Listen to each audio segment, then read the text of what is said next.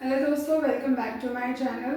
आज का हमारा टॉपिक है अलंकार। अलंकार वैसे तो बहुत ही इजी है, बट फिर भी इसमें बहुत कन्फ्यूजन क्रिएट होती है अलंकार को पहचानने के लिए।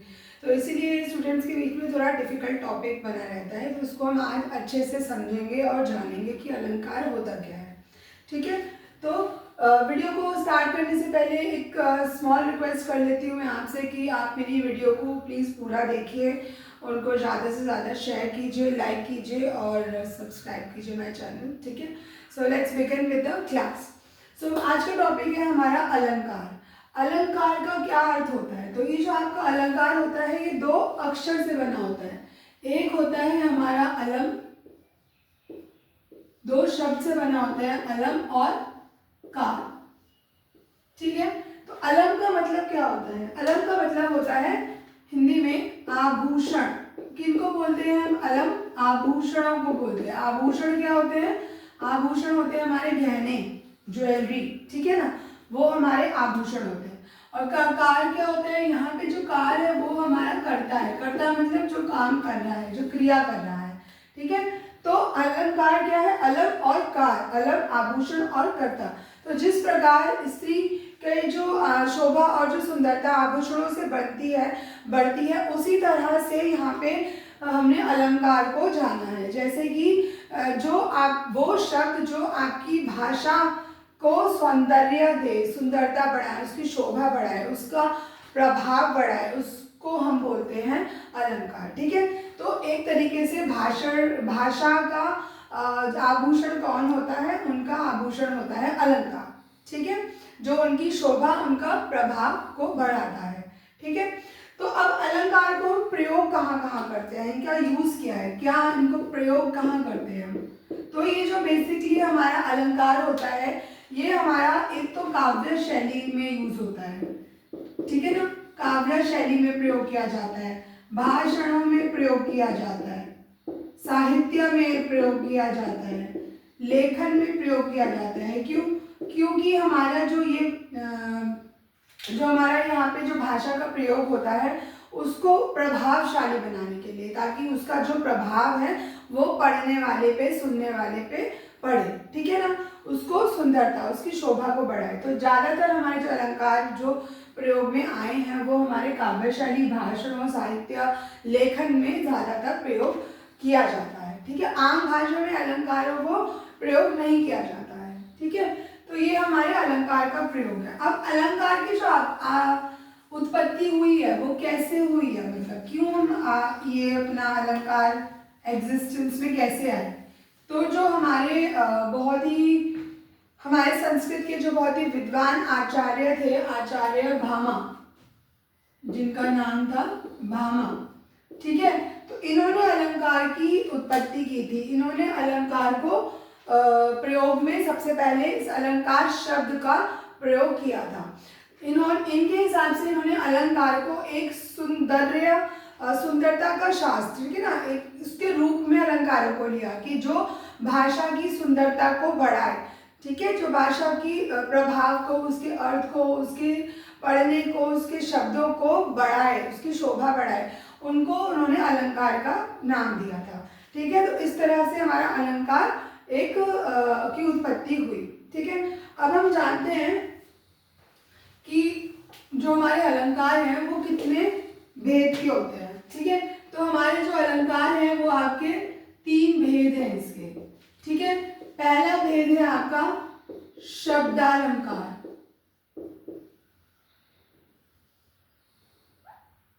शब्दा अलंकार। ठीक है, दूसरा है हमारा अर्था अलंकार,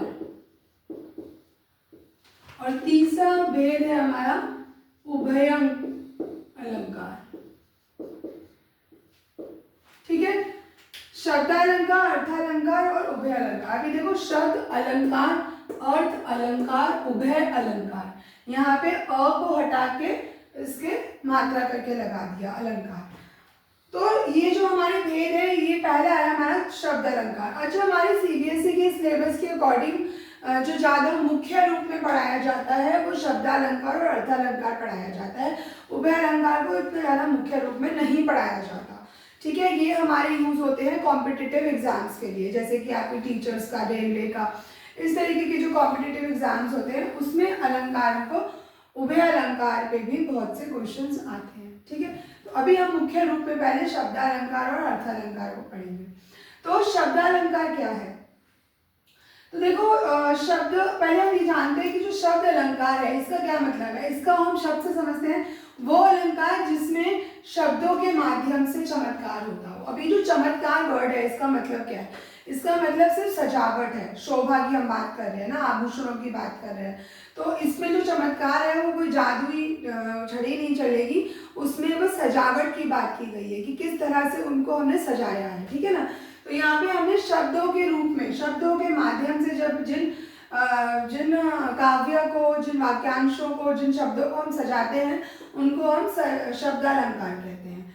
अर्थालंकार हमारा होता है जब हम अर्थ के माध्यम से अलंकारों को सजाते हैं तो वो हमारे अर्थालंकार कहलाते हैं। और उभय अलंकार होता है जब हम दोनों शब्दों और अर्थ के माध्यम से जब हम भाषा को सजाते हैं उसको हम उभय अलंकार कहते हैं। ठीक है, इतनी बात समझ आई। अब हम पहले पढ़ेंगे शब्दालंकार।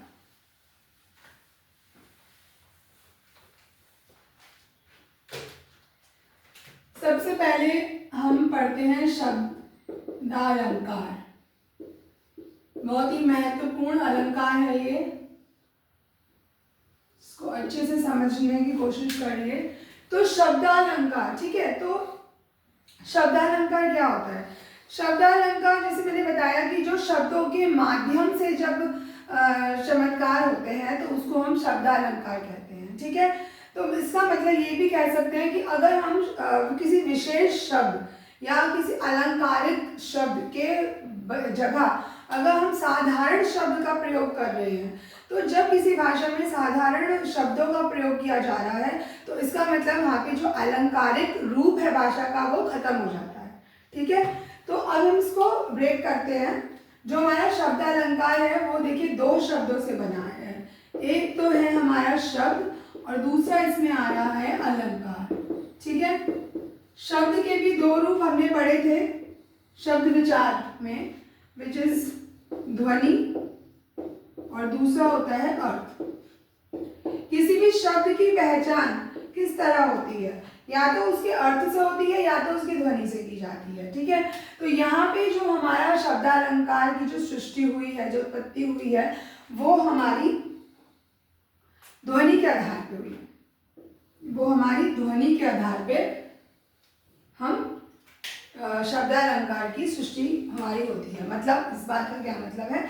इस बात का ये मतलब होता है कि जो हमारे शब्दों की ध्वनि है, ठीक है ना, ध्वनि, शब्दों की ध्वनि के आधार पर आप शब्दालंकार का प्रयोग करते हैं। ठीक है, तो ये हमने जाना कि शब्दालंकार होते क्या हैं। अभी हम शब्दालंकार को विस्तार में पढ़ते हैं। तो सबसे पहले हम शब्दालंकार के भेद के बारे में पढ़ेंगे। ये इनके 5 भेद होते हैं। ठीक है, तो एक भेद तो बहुत ही कॉमन है जो कि सब बच्चों को पता रहता है, जो कि हमारा होता है अनुप्रास। अनुप्रास अलंकार,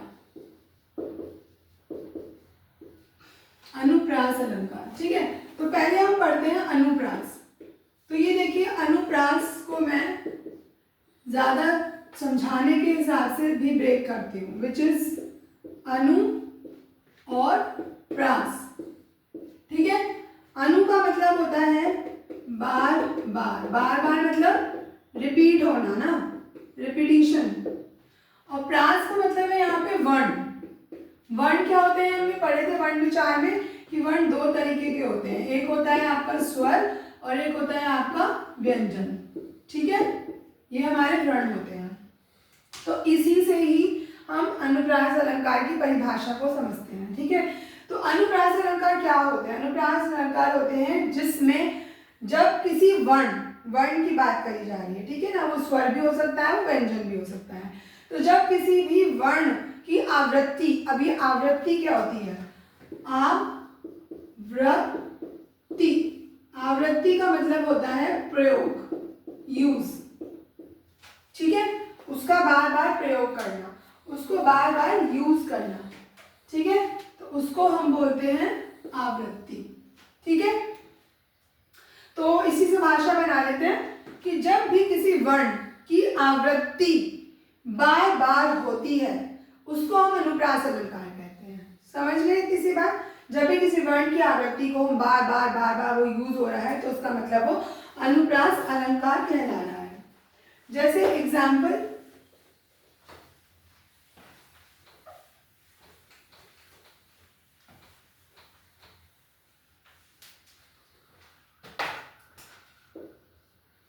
तो मैंने हर अलंकार के दोहे या फिर कुछ छंद लिख के रखे हैं आपको समझाने के लिए। तो पहले हम अनुप्रास अलंकार का देखते हैं कैसे होता है, इसका जो परिभाषा है। जय जय भारत भूमि भवामी, जय जय भारत भूमि भवानी, अमरों ने भी तेरी महिमा बारंबार बखानी। ठीक है, तो ये हमारा है, इसमें हमें देखना है कि कैसे अनुप्रास अलंकार लगा है। तो जैसे कि हमने अभी जाना कि अनुप्रास अलंकार होता है कि जब भी किसी वर्ण की आवृत्ति बार बार हो। ठीक है, तो इसमें कैसे हम जानेंगे कि ये जो है इसमें कैसे अनुप्रास अलंकार लगा है। देखो वर्ण, देखो इसमें कौन कौन से वर्ण हैं जो बार बार रिपीट हो रहे हैं। ज, ठीक है, भ, ठीक है, तो ये क्या हो गया हमारा जय जय। तो इसका मतलब ज क्या है आपका, ये आपका एक वर्ण है, आपका व्यंजन है जो दोबारा दो बार रिपीट हुआ है लगातार। ठीक है ना, वो लगातार जिसकी आवृत्ति जिसकी लगातार हो, तो ये हमारा जय जय क्या हो गया, एक साथ लगातार हो रहा है। अब यहाँ पे हमारा भ और ये भ। अब यहाँ पे ये नहीं सोचना कि ये भा है, ये भू है और ये भ है। व्यंजन तो हमारा भ ही है ना, वो तो स्वर लगा हुआ है भा। इसको अगर हम अलग करेंगे तो भी यही रहेगा, इसको हम अलग करेंगे तो भी ये हमारा यही रहेगा, इसको भी अगर हम अलग करेंगे तो भी हमारा भ ही रहेगा। तो व्यंजन क्या है आपका, व्यंजन भ ही है, मात्रा नहीं देखनी है। ठीक है, तो हमारा यहाँ पे क्या हो रहा है, जो हमारा भ व्यंजन है इसकी भी आवृत्ति क्या हो रही है, लगातार बार बार हो रही है, इसीलिए यहाँ पे अनुप्रास अलंकार लगेगा।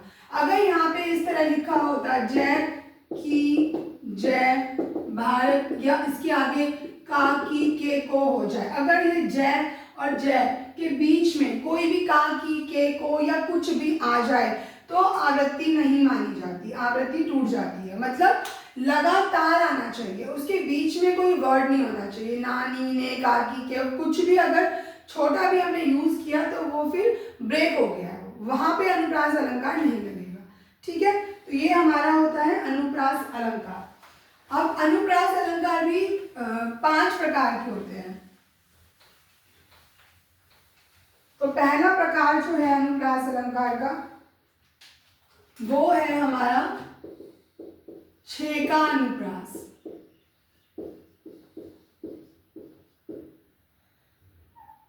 छेका अनुप्रास अलंकार। ठीक है, तो छेका अनुप्रास क्या होता है। अब देखो अनुप्रास का मतलब हम ये तो समझ गए कि किसी भी वर्ण की आवृत्ति को लगातार बार बार तो होना है। तो जितने भी हम प्रकार पढ़ेंगे उसमें बार बार तो होएगा ही, क्योंकि अनु का मतलब ही क्या है, रिपीटिशन। तो शब्द हो, वर्ण हो, वाक्यांश हो, रिपीट तो हो रही है। अब वो कैसे अलग अलग है प्रकार में वो हम जान लेते हैं। तो पहला हमारा है छेका अनुप्रास। तो छेका अनुप्रास का क्या होता है, तो छेका अनुप्रास वो अलंकार होता है जब भी किसी वर्ण, ठीक है, जब भी हम किसी वर्ण को 2 बार लगातार प्रयोग करें तो क्या होता है हमारा, तो हमारा छेका अनुप्रास होता है। मतलब जब भी किसी वर्ण को 2 बार इसको प्रयोग किया जा रहा है, 2 बार किसी भी वर्ण की आवृत्ति लगातार हो रही है तो वो आपका छेका अनुप्रास होता है। अब आपको यहाँ पे याद रखने वाली चीज है 2 बार, इसका मतलब वो फिक्स्ड है, 2 बार ही होनी चाहिए, 2 से ज्यादा बार होगी तो छेका अनुप्रास नहीं लगेगा। ठीक है, और 2 बार तो मिनिमम हो गई, एक तो कोई रिपीटिशन होता ही नहीं है। इसका हम एक एग्जाम्पल जान लेते हैं। तो पहले मैं बता देती हूँ परिभाषा फिर से। किसी भी वर्ण की अगर आवृत्ति लगातार 2 बार होती है तो वो छ का अनुप्रास होता है। जैसे कानन कठिन, कानन कठिन भयंकर भारी रीझी रीझी रहसी रहसी हंसी हंसी उठे। ठीक है, तो देखो ये नॉर्मल बात तो नहीं हो रही है ना। अब यहाँ पे हमने बात करी काव्य शैली, किसी भी साहित्य लेखन या भाषणों में अलंकार का प्रयोग होता है। ये नॉर्मल ऐसे माध्यम जैसे हम बात करते हैं बातचीत उस तौर पे यूज नहीं हो रहा है। ठीक है, तो कानन कठिन भयंकर भारी रीझी रीझी रहसी रहसी हंसी हंसी उठे, तो कैसे ये छ का अनुप्रास है। ठीक है ना, तो छ का अनुप्रास कैसे है ये देखते हैं। तो जैसे हमने कहा कि 2 बार किसी भी वर्ण की आवृत्ति होनी चाहिए। ठीक है, तो यहाँ पे हो गया हमारा क भ भ र र र र ह। ठीक है, तो हमारा क्या हो गया, ये कानन कठिन भयंकर भारी रीझी रीझी रहसी रहसी हंसी हंसी उठे। ठीक है, तो यहाँ पे हम देख सकते हैं कि यहाँ पे जो हमारे वर्ण हैं उनकी जो आवृत्ति है, उनका जो प्रयोग है वो सिर्फ 2 बार हो रहा है लगातार। यहाँ पे क का हो रहा है, तो यहाँ पे क का नहीं हो रहा है, मतलब 2 बार के बाद क रुक गया, फिर दूसरा आ गया हमारा भयंकर भारी भ भ रहीस रीझी रीझी। ठीक है, रीझी रीझी, तो र र रहसी रहसी हंसी हंसी ह ह। ठीक है, तो इस तरह हमारा ये छ का अनुप्रास हो गया, जहाँ पे हमारा जो वर्ण है उसकी आवृत्ति केवल लगातार 2 बार होगी, 2 से ज्यादा नहीं। तो ये हमारा छ का अनुप्रास कहलाता है। इसके बाद हमारा दूसरा अनुप्रास आता है अलंकार, वो होता है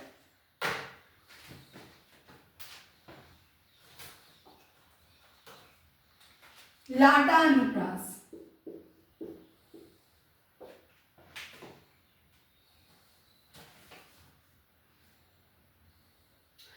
तो लाटा अनुप्रास क्या होता है?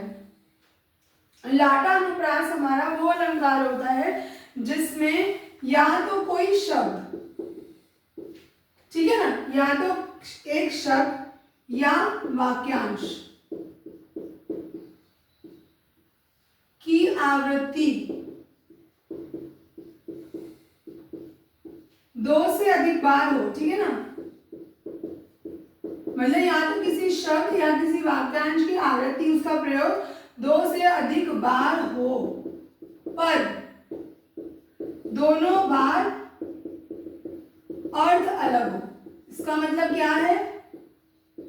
इसका मतलब है कि कोई भी शब्द या वाक्यांश, ठीक है ना, कोई भी शब्द या वाक्यांश की आवृत्ति, उसका प्रयोग बार बार हो, अधिक बार हो, 2 से ज्यादा बार हो, पर जितनी बार उसका प्रयोग हो रहा है हर बार उसका जो अर्थ है वो अलग होना चाहिए, है ना। एग्जाम्पल के तौर पे समझते हैं। तो ये हमारा लाटा अनुप्रास कहलाता है, जब किसी शब्द या वाक्यांश। अच्छा, अब यहाँ पे वर्ण की बात नहीं कर रही हूं मैं, शब्द या वाक्यांश की बात कर रही हूँ। ठीक है, जैसे एग्जाम्पल, वह मनुष्य है जो मनुष्य के लिए मरे। ठीक है, एक एग्जाम्पल ये है, दूसरा एग्जाम्पल मैं अभी लिखती हूँ फिर आपको समझाती हूँ। पूत, ये तो हमने बहुत सुना है, पूत कपूत, तो क्यों धन संचय,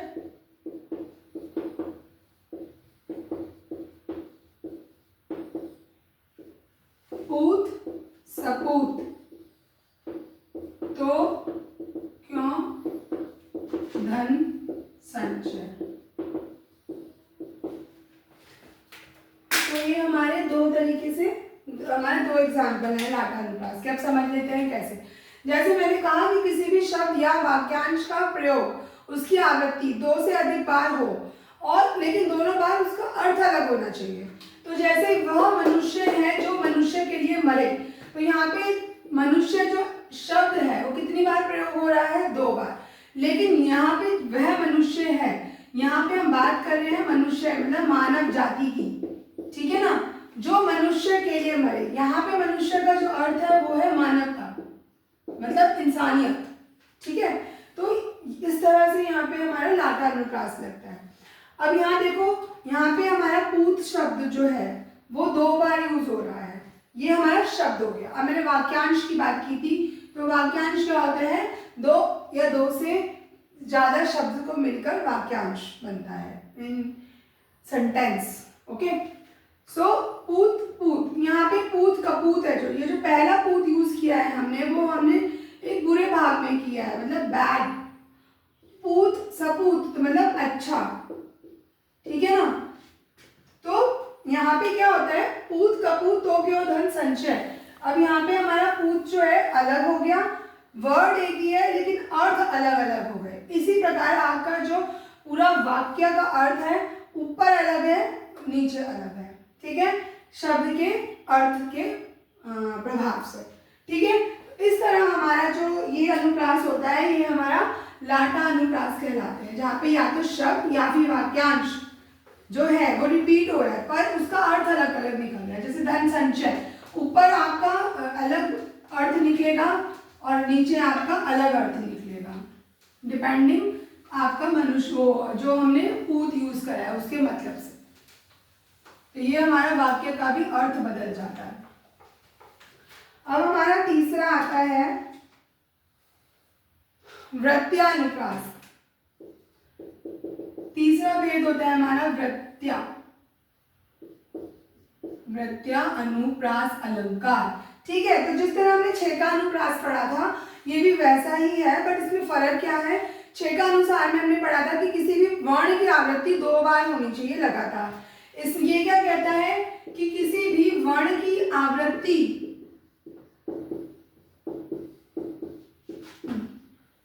3 या 3 से ज्यादा, 3 या 3 से ज्यादा होनी चाहिए, ठीक है। तो मतलब कोई भी वर्ण जो है अगर वो रिपीट हो रहा है, उसका प्रयोग हो रहा है बार बार, तो वो कितना होना चाहिए? 3 या 3 से ज्यादा। अगर 3 या 3 से ज्यादा हो रहा है तो वो कौन सा अनुप्रास कहलाता है? तो वो कहलाता है हमारा वृत्यानुप्रास। उदाहरण के तौर पे मुदित महीपति मंदिर आए, मुदित महीपति मंदिर आए, ये आपका पहला एग्जाम्पल है। दूसरा देखिए, मधुर मधुर मुस्कान मनोहर, मधुर मधुर मुस्कान मनोहर। अब यहाँ पे समझते हैं कैसे लगा वृत्यानुप्रास। तो जैसे हमने जाना कि किसी भी वर्ण की आवृत्ति 3 या 3 से बाहर अगर हो रही है तो आंख बंद करके वो क्या है? वो वृत्यानुप्रास है। तो मुदित मुदित मंदिर कितनी बार आ रहा है? म, यहाँ पे म 3 बार आ रहा है, ठीक है। तो 3 बार आ रहा है तो इसका मतलब वृत्या है, ओके।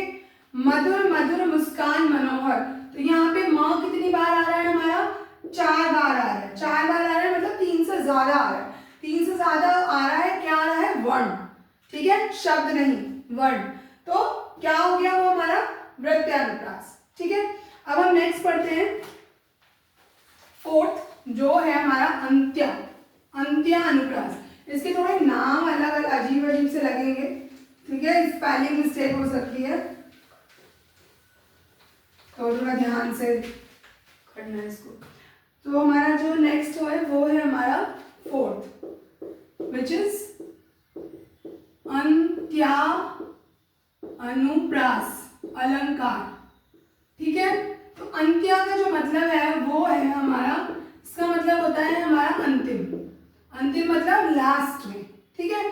तो इसकी ना सबसे अच्छी पहचान होती है कि हमें हमेशा पूरे जो भी हमारा काव्य शैली है उसमें हमारे को लास्ट का वर्ड देखना होता है। जैसे कि हम शुरू से करते हैं इंग्लिश में राइमिंग वर्ड्स पढ़ते हैं हम, है ना, और है ना, तो इस तरीके से जो हमारा कहलाता है लास्ट पे देखते हैं ना, हमेशा हम लास्ट वर्ड देखते हैं राइमिंग के लिए कि किस में राइमिंग हो रही है। तो वो हमारा जो अलंकार लगा होता है वो हमारा अंत्य अनुप्रास लगा होता है, मतलब अंतिम वर्ड में आपकी राइमिंग होनी चाहिए, ठीक है, उसको हम बोलते हैं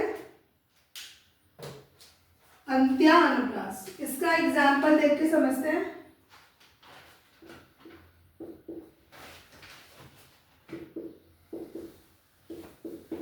लगा दी किसने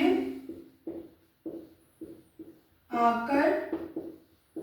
अच्छा, ये ना इनके ना मतलब जो होते हैं ये बहुत डीप होते हैं। ऐसा नहीं कि जैसे यहाँ पे लिखा है लगा दी किसने आग आकर, तो इसका मतलब है कि किसी ने फिजिकली आकर आग लगाई है, ऐसा नहीं है। ये काव्य शैली होती है, इसका मतलब बहुत ही डीप होता है। कहाँ था तू संशय के नाम, एक हमारा एग्जाम्पल ये है। दूसरा लिखते हैं कर्ता करे न कर सके गुरु करे सो होए।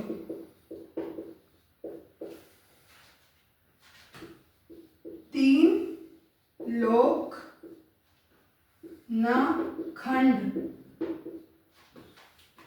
में गुरु से बड़ा ना कोई, ये है। तो कैसे लगा इसमें हमारा अंत्यानुप्रास को देखते हैं। लगा दी किसने आकर आग, कहाँ था तू संशय के नाग। तो जैसे मैंने बताया आपको, इसमें हमें अंतिम शब्द देखना है। तो हमारा अंतिम शब्द आग और नाग, राइमिंग हो रही है आग नाग। कर्ता करे न कर सके गुरु करे सो होए, ठीक है। तीन लोग न खंड में गुरु से बड़ा न कोई। तो अंतिम वर्ड हमारा क्या है, होए और कोई, ठीक है। अगेन हमारा क्या हो रहा है, राइमिंग हो रहा है। इस तरीके के आपको अगर नजर आते हैं वाक्यांश शब्द सेंटेंसेस, हमारी काव्य शैली दोहा छंद जो भी है ये हमारे अगर नजर आते हैं और आपसे पूछा जाए कौन सा अलंकार है, तो अगर लास्ट के अंतिम वर्ड में राइमिंग हो रही है तो आंखें बंद करके वो अंत्यानुप्रास अलंकार है, ठीक है। नेक्स्ट हमारा लास्ट अनुप्रास अलंकार है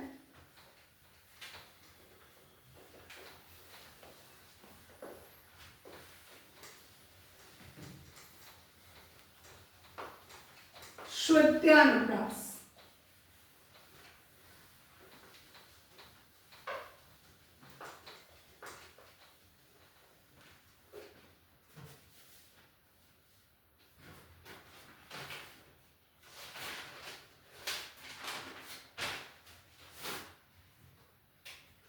श्रुत्या अनुप्रास अलंकार।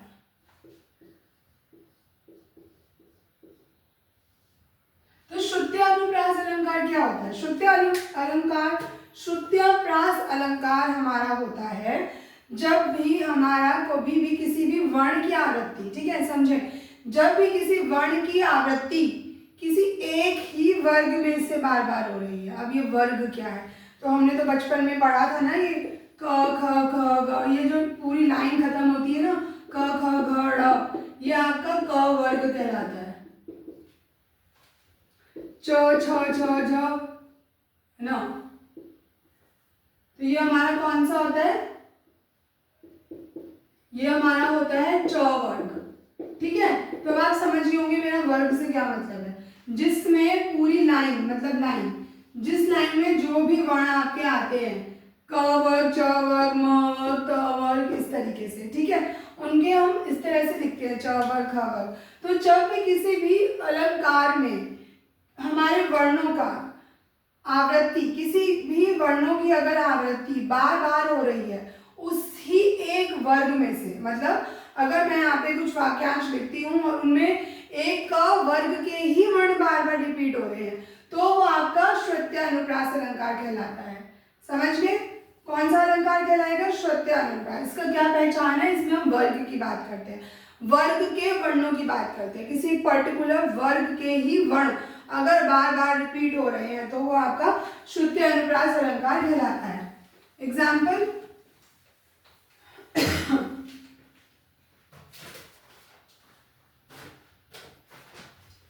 जैसे तुलसी दास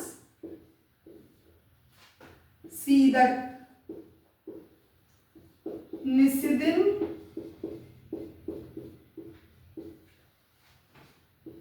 देखत तुम्हारी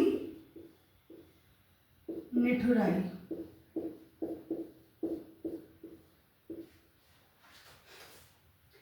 तो इसमें कैसे लगा है श्रुत्य अनुप्रास अलंकार?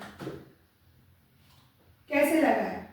देखें, तुलसीदास सीदत निस्दिन देखत तुम्हारी निठुराई। त स द त, तो ये क्या है? ये हमारे एक ही वर्ग में आते हैं, त वर्ग, जिसको हम बोलते हैं दंत्य वर्ग। ठीक है, तो यहाँ पे एक ही वर्ग के वर्णों का रिपीटिशन हो रहा है। त स द, एक ही, मतलब उनको बार बार एक ही वर्ग में से, बार बार एक ही वर्ग में से वर्ण लिए जा रहे हैं। ठीक है ना, यहाँ पे वर्ग का रिपीटिशन है, वर्ण का नहीं है। ठीक है ना, एक ही वर्ग को बार बार रिपीट किया जा रहा है, उसी में से ही बार बार वर्ण लिए जा रहे हैं। तो ऐसे अनुप्रास अलंकार को हम कहते हैं श्रुत्य अनुप्रास अलंकार, जिसमें से इस एग्जाम्पल में हमारा त वर्ग यूज हुआ है, दंत्य वर्ग जिसको हम बोलते हैं। ठीक है, तो अब यहाँ पे दंत्य वर्ग समझाने में अगर आपको बैठूं तो थोड़ा अलंकार से हम अलग हो जाएंगे, बट फिर भी एक छोटा सा बता देती हूँ दंत्य क्यों रखा गया त वर्ग का नाम। इसलिए रखा गया क्योंकि आप देखो, जो भी त वर्ग में वर्ण है, जब भी आप उसको बोलोगे तो आपका जो टंग है वो दांत से टच होती है, त। ठीक है, जब भी आप इसको बोलेंगे वो आपके दांतों से उसका स्पर्श होता है, टंग का, इसलिए उसका नाम दंत्य वर्ग रखा गया है। ठीक है, इसी तरह हमारे वर्गों के अलग अलग नाम है, वो आप पढ़ लीजिए। तो इस तरह हमारा अनुप्रास अलंकार खत्म होता है। ठीक है, शब्दालंकार का पहला अलंकार अनुप्रास अलंकार समाप्त। अब हम पढ़ते हैं दूसरा अलंकार शब्दालंकार का, जो है हमारा यमक अलंकार। ये हमारा अलग अलंकार है शब्दालंकार का। अनुप्रास अलंकार के भेद खत्म हो गए। ये आता है हमारा यमक अलंकार। यमक का मतलब क्या होता है? दोहराना। दोहराना मीन्स रिपीट करना। ठीक है, तो इसका यमक अलंकार कब पहचाना जाता है? तो इसमें जब किसी भी एक शब्द का प्रयोग बार बार दोहराए, ठीक है ना, दोहराया जाए, शब्द दोहराया जाए पर अर्थ अलग हो। अब आप सोचोगे कि ये तो मैंने लाटानुप्रास में भी बोला था कि जब किसी शब्द का प्रयोग बार बार हो, दो से ज्यादा बार हो पर अर्थ अलग हो, तो लाटानुप्रास भी होता है। ये हम यमक में भी यही पढ़ रहे हैं। तो इन दोनों में अंतर क्या है? पहला अंतर कि यहाँ पे हम शब्द की बात करते हैं, वहां पे शब्द या वाक्यांश। ठीक है, दूसरी चीज, यहाँ पे शब्द जो आपका प्रयोग हो रहा है उसका अर्थ अलग होना चाहिए। दोनों बार जितनी बार वो यूज हो रहा है उसके अर्थ अलग होने चाहिए। लाटानुप्रास में जब आप किसी भी एक शब्द का प्रयोग दो या दो से बार करते हो और उसका अर्थ अलग होता है, तो पूरे वाक्य का मतलब भी अलग हो जाता है। ये इनका एक मुख्य अंतर है। ठीक है, लाटानुप्रास में वाक्य जो है हमारा, उसका भी अर्थ चेंज हो जाता है आपके शब्द के प्रयोग के ऊपर। यहाँ पे हमारा यमक और अलंकार में बस इतना ही फर्क है कि यहाँ पे कोई वाक्य का अर्थ बदलता नहीं है, यहाँ पे सिर्फ शब्दों की बात करी जा रही है। ठीक है, इसलिए कंफ्यूज नहीं होना है। जैसे वहां पे पूत कपूत में पूत था तो धन संचय वाक्यांश था, नीचे पूत सपूत था तो धन संचय था। तो वहां पे ऊपर जो धन संचय हमारा वाक्यांश था उसका अर्थ ही बदल गया, नीचे भी अर्थ बदल गया। इस तरह से हमारा लाटानुप्रास लगता है। अब हम देखते हैं यमक अलंकार का उदाहरण। काली घटा का घमंड, घटा। ठीक है। दूसरा, 3 बेर खाती थी, वो 3 बेर खाती थी। ये हमारा यमक अलंकार है। कैसे? देखो यहाँ पे मैंने जैसे कहा किसी भी शब्द को का दोहराना, तो यहाँ पे कौन सा शब्द जो बार बार दोहरा रहे हैं वो है घटा, और हर बार जो है उसका अर्थ अलग होना चाहिए। तो काली घटा मतलब काले बादल, काले बादलों की बात कर रहे हैं। का घमंड घटा, घटा यहाँ पे घटा हो गया मीन्स कम होना। ठीक है। तो जो काली घटा थी पहले बादल, उसका घमंड घट गया मतलब कम हो गया। तो घटा घटा एक ही वर्ड है बट इसका अर्थ अलग अलग हो गया। 3 बेर खाती थी, वो 3 बेर खाती थी। तो यहाँ पे जो बेर है हमारा वो 3 बेर खाती थी, इसका मतलब हम फल की बात कर रहे हैं। जो बेर होते हैं हमारे फल, वो 3 बेर खाती थी। कितनी बेर खाती थी? 3 बेर खाती थी। तो मतलब 3 बार खाती थी, बार मतलब समय। ठीक है, जो हम 3 टाइम मील करते हैं। ठीक है, तो वो 3 बेर खाती थी मतलब फल खाती थी, 3 बार खाती थी, समय की बात कर रहे हैं। तो यहाँ पे भी हमारा शब्द एक हो गया पर अलग अलग उसका अर्थ हो गया। ऐसे में कौन सा अलंकार लगता है? यमक अलंकार लगता है।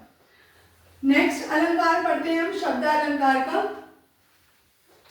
पुनरुक्ति अलंकार।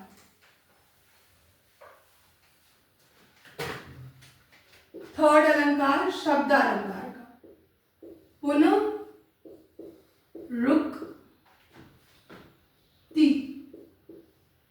पुनरुक्ति अलंकार। देखो पुनः का मतलब भी क्या होता है?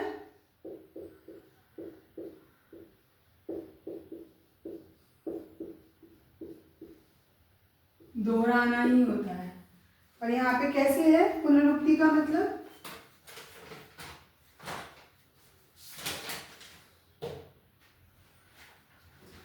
यहाँ पे होता है जब कोई शब्द, यहाँ पे हम शब्द की बात करते हैं, जब कोई शब्द 2 बार, कितनी बार? 2 बार। ठीक है, पुनः दोहराना, जब कोई शब्द 2 बार दोहराया जाए तो उसको हम क्या कहते हैं? पुनरुक्ति अलंकार कहते हैं। ठीक है। अब देखो यहाँ पे 2 बार तो है पर यहाँ पे हम अर्थ की बात नहीं कर रहे हैं। हम ये नहीं कह रहे कि उसका अर्थ अलग अलग होना चाहिए। समझ गए डिफरेंस? तो डिफरेंस क्या है कि बस जब कोई शब्द 2 बार दोहराया जाए उसको हम पुनरुक्ति कहते हैं। रुक्ति मीन्स जो है हमारा एग्जिस्टेंस इसकी है वो दोबारा हो रही है। ठीक है ना। पुनरुक्ति मीन्स रीबर्थ भी बोलते हैं। तो ये हो गया हमारा दोहराना, मतलब किसी भी शब्द को हम 2 बार दोहरा रहे हैं, एज सिंपल एज दैट। मतलब अगर हम लिख रहे हैं धीरे धीरे तो ये भी क्या है? हमारा पुनरुक्ति अलंकार ही है। क्यों? क्योंकि शब्द जो धीरे है उसको हमने 2 बार रिपीट किया है, धीरे धीरे। ठीक है ना।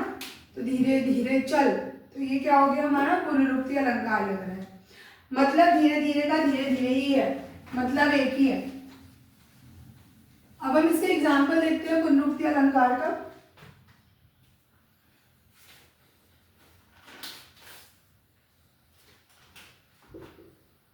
धीरे धीरे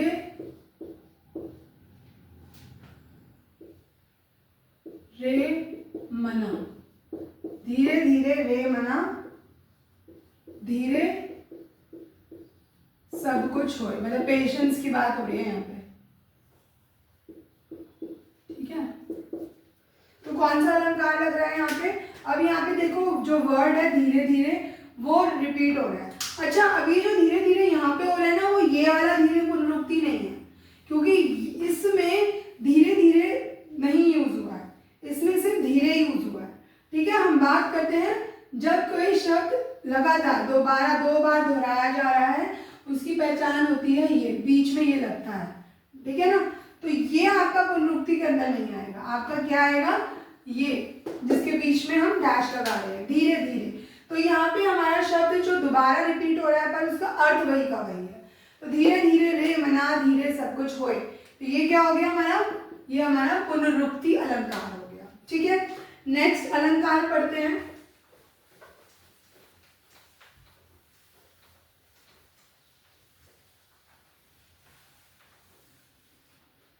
नेक्स्ट अलंकार आता है हमारा विप्सा। विप्सा अलंकार, ये जो विप्सा अलंकार है ना, ये पुनरुक्ति का ही भाई है, ठीक है, इसलिए ना इसको हम बोलते हैं, इसको पुनरुक्ति, विप पुनरुक्ति अलंकार भी कहा जाता है।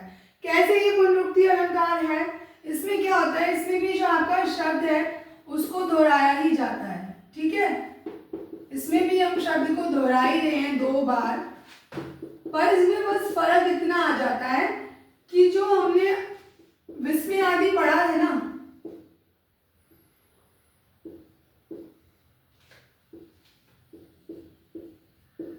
विस्मय आदि बोधक चिन्ह पढ़े थे ना हमने, क्या होता है विस्मय आदि, विस्मय आदि होता है हमारा ये एक्सक्लेमेटरी, ठीक है, तो विस्मय आदि भाव लगने चाहिए इसमें। विस्मय आदि भाव क्या होते हैं, जैसे दुख, सुख, ठीक है, गुस्सा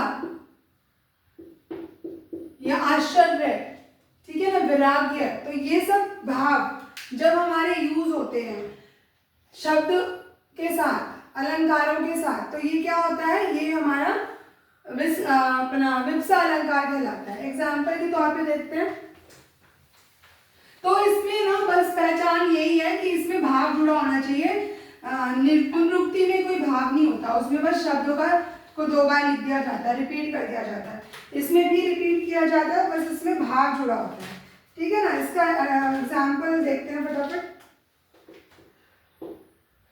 हा हा, इन्हें रोकन को टोक ना लगा वो तुम, ठीक है, तो यहाँ पे कौन सा वर्ड है जो यूज हो रहा है, हा और हा 2 बार यूज हो रहा है, पर भाव के साथ यूज हो रहा है, ठीक है। अब मैं ये यहाँ पे एक्सक्लेमेटरी मार्क्स आएगा, पर जरूरी नहीं है कि हर विप्सा अलंकार में एक्सक्लेमेशन मार्क हो, ठीक है, कोई भी वर्ड 2 बार रिपीट किए जा सकते हैं एक साथ, उनका भाव जुड़ा होना चाहिए, उसमें हमको भाव देखना है, अगर भाव आ रहा है तो हमारा विप्सा अलंकार है। जैसे मधुर मधुर मेरे दीपक जल, ठीक है, तो मधुर मधुर क्या है, यहाँ पे शब्द जो 2 बार दोहरा रहे हैं, मतलब एक ही है, मीठा मीठा, लेकिन यहाँ पे क्या भाव जुड़ा हुआ है कि हम एक प्रेम का भाव बता रहे हैं, ठीक है ना, तो इसी तरह हमारा ये विप्सा अलंकार हो गया। अगला हमारा अलंकार आता है, ये हम अभी शब्द अलंकार ही पढ़ रहे हैं, ठीक है ना, तो नेक्स्ट अलंकार है हमारा, इसमें ये हमारा लास्ट, सेकंड लास्ट है, वृक्ति, वृक्ति अलंकार। ये बहुत ही बढ़िया अलंकार है, ये तो मतलब बहुत ही ज्यादा आम लोग भी बहुत इसको, इसके भाव को यूज करते हैं, अलंकार को नहीं, तो इससे ये समझ लो कि इसमें 2 लोग होते हैं, ठीक है, एक होता है हमारा वक्ता और एक होता है हमारा श्रोता। तो वक्ता होता है जो मैं अभी कर रही हूँ, बोल रही हूँ, श्रोता है जो आप सुन रहे हो। तो कभी कभार क्या होता है, जो मैं बोल रही होती हूँ उसका अर्थ आप कुछ और निकाल लेते हो, ठीक है, उसको हम कहते हैं वृक्ति अलंकार। जब वक्ता बोल कुछ हो रहा है, शब्द कुछ और यूज कर रहा है, लेकिन उस शब्द का श्रोता ने अर्थ अलग निकाल लिया है, और जो अर्थ निकाला है वो फनी वे में निकाला है, मतलब कुछ गलत भाव से नहीं, वो एक हास्य के भाव से हम उसको करते हैं, ठीक है। एग्जाम्पल के तौर पे देखते हैं, जैसे को एक है, एक वक्ता मान लो, उसने पूछा किसी से, को तुम इत आए, ठीक है, इसका मतलब वो पूछ रहा है तुम कौन हो, ठीक है, उसने पूछा तुम कौन हो, उसने जवाब दिया मैं घन श्याम हूं, ठीक है। तो जो आपका वक्ता था उसने पूछा कि को तुम इत आए, श्रोता ने उसने बोला कि तुम कौन हो, तो श्रोता ने बोला कि मैं घनश्याम हूं। अब ये जो घनश्याम है इसका मतलब बादल भी होता है और इसका कृष्ण जी को भी कहते हैं ना, कृष्ण भगवान को का नाम भी होता है। लेकिन जैसे मैंने बोला वक्ता कुछ बोल रहा है और यहाँ पे श्रोता उसका अलग मतलब निकाल लेता है, तो यहाँ पे तो उसने कि फनी वे में, तो उसने अपना नाम बताया घनश्याम, तो उसने बोला इत बरसों, इत बरसों मतलब बादल हो तो बरस जाओ। वो अपना नाम बताया था घनश्याम, लेकिन घनश्याम का मतलब बादल भी होता है, तो उसने अलग वे निकाला उसका, उसको मजाक में कह दिया अच्छा तुम बादल हो तो बरस जाओ, है ना। तो ये हास्य के लिए यूज हो जाता है, हास्य भाव जुड़ा होता है इससे, या व्यंग करते हैं जैसे हम, ठीक है ना। तो बहुत कवि होते हैं जो हास्य कवि होते हैं, वो व्यंग बहुत करते हैं। तो व्यंग में वो कौन सा अलंकार का प्रयोग करते हैं, वो रोक्ति अलंकार का प्रयोग बहुत करते हैं, ठीक है ना।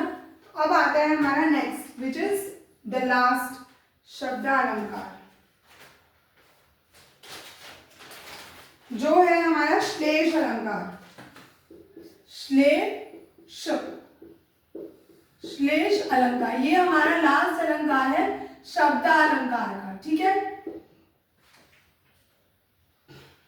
तो श्लेष अलंकार का एक पहचान बता देती हूँ, इसको ना चिपक अलंकार भी कह के बोल सकते हैं।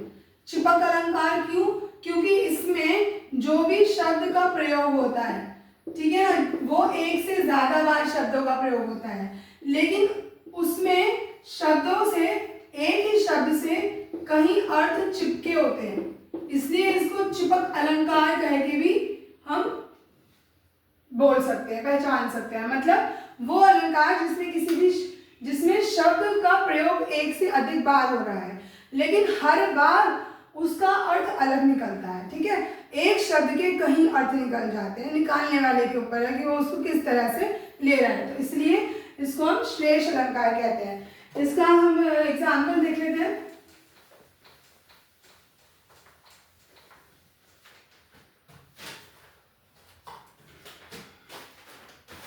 जैसे रहीमन, ये जो रहीम के दोहे होते हैं ना, इसमें आप अलंकार ढूंढो प्रैक्टिस के लिए।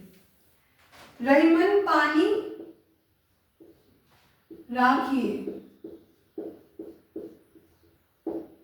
बिन पानी सब सून, पानी गए न उबरे,